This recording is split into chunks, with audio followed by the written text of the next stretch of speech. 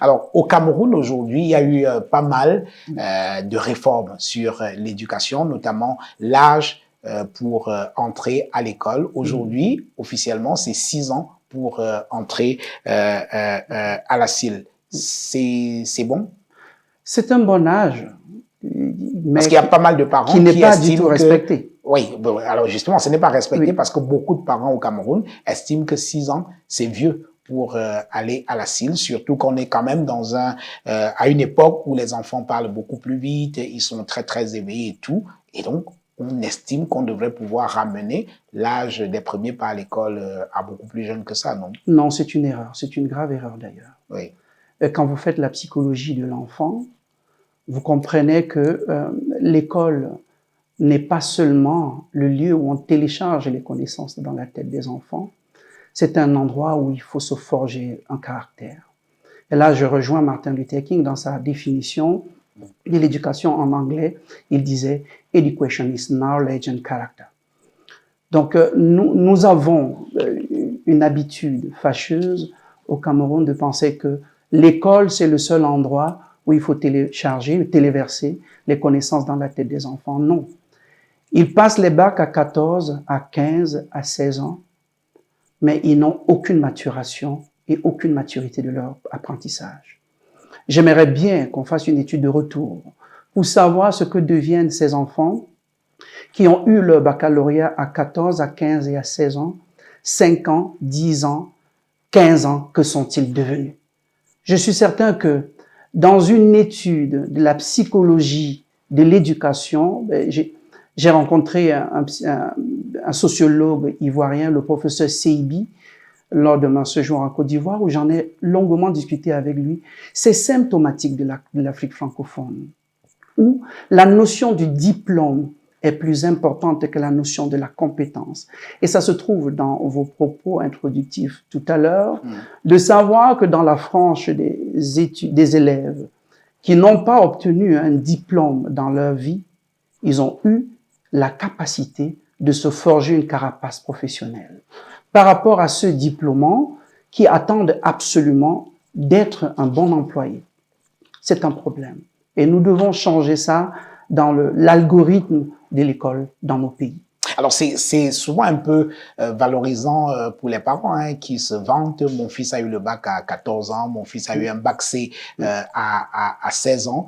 Ça signifie que c'est un génie quand même, non? Parce qu'avoir un bac C à 15 ans, 16 ans, c'est pas donné. C'est discutable. La notion de douance est une notion extrêmement délicate. La douance n'engage pas seulement le savoir livresque. Vous avez un enfant qui peut être complètement surdoué, mais qui sur le plan social ne comprend absolument rien.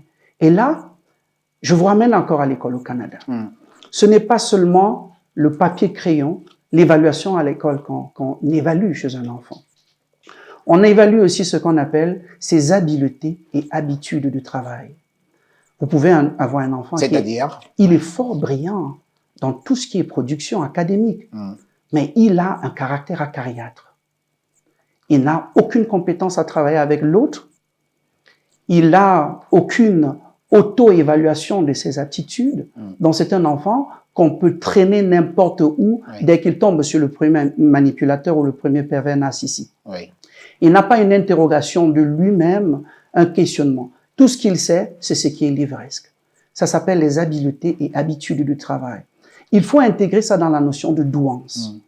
Je ne dis pas qu'il n'y a pas d'enfants qui peuvent être extrêmement brillants et qui ont besoin d'accompagnement pour pouvoir traverser les salles de classe. Ça ne suffit pas seulement que l'enfant soit bon en mathématiques, en littérature, mais il faudrait qu'on voit. Et ça, c'est le rapport du psychologue. Le psychologue en éducation doit savoir si cet enfant, malgré ses habiletés sur le plan académique, il a aussi des habiletés sociales. Parce que grandir avec les pairs, c'est-à-dire les enfants de la même tranche d'âge, c'est très important pour la croissance du cerveau d'un enfant. Quand on sort un enfant à 14 ans, on le met en milieu universitaire, supposons Jean Bruno. On sort un enfant qui a eu le bac C à 14 ans. Oui. On le met à l'université des Yaoundé 1 à l'amphi 101. Il va il va tuer le goût de l'apprentissage en lui. Parce que la plupart des bacs dont vous faites mention, ce sont les bacs des parents, ce sont les bacs des répétiteurs. Et je vais encore vous surprendre.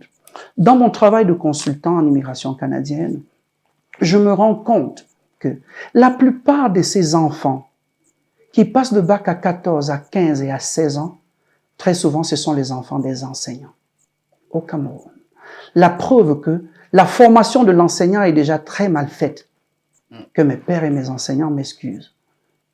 Il faut qu'on apprenne, pendant l'apprentissage de l'éducation, comment faire la différence entre la rapidité et la profondeur dans l'apprentissage. Alors, ça signifie que vous êtes contre un phénomène qui est assez répandu et que les parents aiment énormément au Cameroun, c'est-à-dire le phénomène de faire sauter des classes à leurs enfants parce qu'on estime qu'ils sont déjà très doués. C'est-à-dire qu'un type qui part du CE2 directement pour le CM2 parce qu'on estime qu'il est très fort, il y en a qui partent de, je sais pas moi, de la 4e directement pour passer un BEPC, aller directement en seconde et tout. C'est des phénomènes que vous n'aimez pas? Non, c'est une dérive hémorragique qu'il faut arrêter. Ouais. Il faut absolument arrêter.